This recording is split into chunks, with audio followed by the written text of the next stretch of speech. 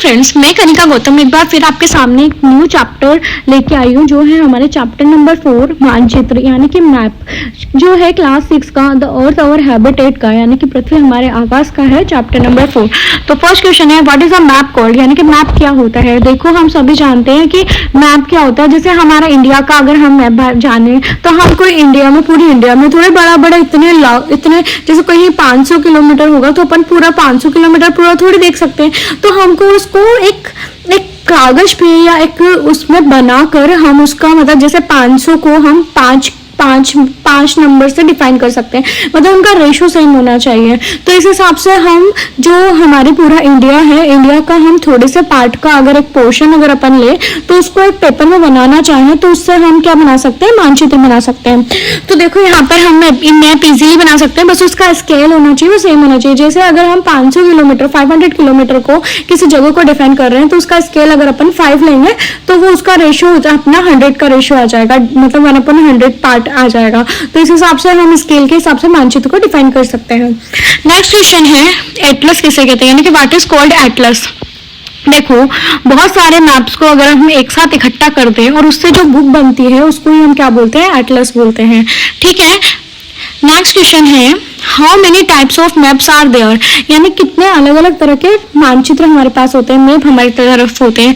तो 3 टाइप के होते हैं। हिंदी में अगर हम बोले तो भौतिक मानचित्र यानी कि इंग्लिश में उसको बोलते हैं फिजिकल मैप, और सेकंड है राजनीतिक मानचित्र यानी कि पॉलिटिकल मैप, और थीमेटिक मानचित्र, थीमेटिक यानी कि किसी एक थीम पे बेस्ड मानचित्र, उसको हम थीमेटिक मानचित्र बोलते हैं। तो ये 3 टाइप के हमारे मानचित्र में यानी कि मैप होते हैं। नेक्स्ट क्वेश्चन है भौतिक मानचित्र किसे कहते हैं, यानी कि what is a physical map called, यानी कि फिजिकल क्या होता है, फिजिकल मैप क्या होता है। तो देखो the map showing the natural features, यानी कि जिसमें हम प्राकृतिक चीजें देखते हैं, the earth such as mountains, plateaus, river, plain, oceans etc is called a physical map.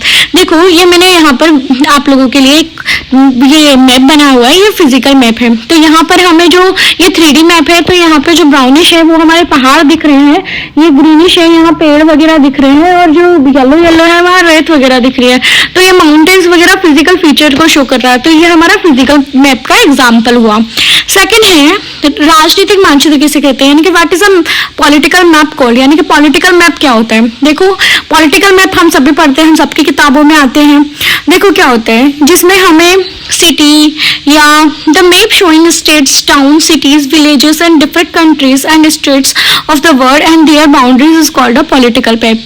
तो हम सभी जानते हैं जितने भी स्टेट्स होते हैं, जितनी भी सिटीज होती है, विलेजेस होते हैं, और जितने भी स्टेट्स होते हैं, और जो हमारे इंडिया के आसपास के जो नेबर कंट्रीज या नेबर स्टेट्स है, उन सब को मिला के अगर अपन मैप बनाते हैं तो उसको हम बोलते हैं पॉलिटिकल मैप। देखो यहाँ पर हमारे सारे मतलब जितने भी स्टेट्स है सब आ गए, और देखो हमारे सब कुछ इसके अंदर आ रहा है। तो ये हमारा पॉलिटिकल मैप हो गया। नेक्स्ट है what is the thematic map. तो देखो कुछ मानचित्र जो होते हैं वो स्पेसिफिक इंफॉर्मेशन रखते हैं, कि some map provide specific information such as road maps, rainfall maps explaining the distribution of forest and industries etc, यानी कि कुछ मैप जो होते हैं स्पेसिफिक जानकारी रखते हैं किसी भी चीज से रिलेटेड, उसको हम थीमेटिक बोलते हैं। जैसे कहीं पर जैसे कुछ कैफे खुले होते हैं तो वो कुछ स्पेसिफिक थीम रखते हैं ना, वैसे ही कुछ मैप होते हैं वो कुछ स्पेसिफिक थीम रखते हैं, उसी पर बेस्ड हमारा ये मैप अगर बनता है तो उसको थीमेटिक मैप बोलते हैं। The map showing this type of map are called thematic maps. देखो यहाँ पर मैंने मैप आप लोगों के लिए लाई हूँ। तो देखो यहाँ पे क्या है, नेशनल पार्क से रिलेटेड है, ये पूरा मैप बना हुआ है इंडिया का, कहाँ नेशनल पार्क है उसका इंफॉर्मेशन इसमें दे रखी है। तो ये एक थीम है नेशनल पार्क की, उसका ये मैप बना हुआ है, इसलिए इसको थीमेटिक मैप बोलते हैं। देखो नेक्स्ट क्वेश्चन है how many components does a map have, यानी कि मानचित्र में कितने घटक होते हैं। तो 3 इंपॉर्टेंट फीचर्स होते हैं इसके अंदर, वो है distance, symbol and direction. Direction हम सभी जानते हैं नॉर्थ, साउथ, ईस्ट और वेस्ट। सिंबल्स होते हैं जैसे कहीं छोटी छोटी चीजों को दिखाने के लिए कुछ छोटे मोटे सिंबल्स होते हैं, जैसे मंदिर को दिखाने के लिए कुछ सिंबल, ठीक है, इस तरीके से स्कूल को दिखाने के लिए कुछ सिंबल। और डिस्टेंस क्या होता है, देखो मैंने स्टार्टिंग में आपको बताया था कि जो रेशियो का ध्यान रखा जाता है उसको डिस्टेंस से डिनोट किया जाता है। तो ये मैप में 3 इंपॉर्टेंट पार्ट होते हैं। नेक्स्ट है what is a sketch map. Sketch map क्या होता है, देखो When a rough diagram is drawn without the help of any scale, यानी कि अगर हम बिना किसी हेल्प के यूं ही अपने हाथ से कुछ भी ड्रॉ करते हैं, कुछ स्केल ड्रॉ करते हैं कच्चा सा, उसको हम बोलते हैं स्केच मैप बोलते हैं। यानी कि कोई प्रॉपर स्केल के हिसाब से हम उसको नहीं बनाते हैं, अपने हिसाब से कैसे भी बना देते हैं, उसको हम स्केच मैप बोलते हैं। ठीक है। What is the blueprint called, यानी कि ब्लूप्रिंट क्या होता है? A large scale drying of a small area is called a blueprint. देखो क्या होता है ना।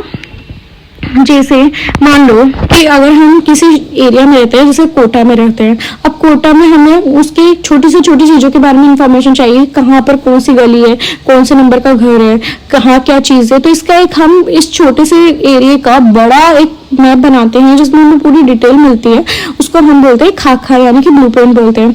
तो फ्रेंड्स, ये हमारा वीडियो था। अगर आपको ये वीडियो अच्छा लगता है तो प्लीज़ इसे लाइक शेयर सब्सक्राइब जरूर कीजिए और बेल आइकन को जरूर दबाइए। तो मेरे ऐसे ही और बहुत सारे वीडियोस देखने के लिए मेरे चैनल को सब्सक्राइब जरूर कीजिए। Thank you.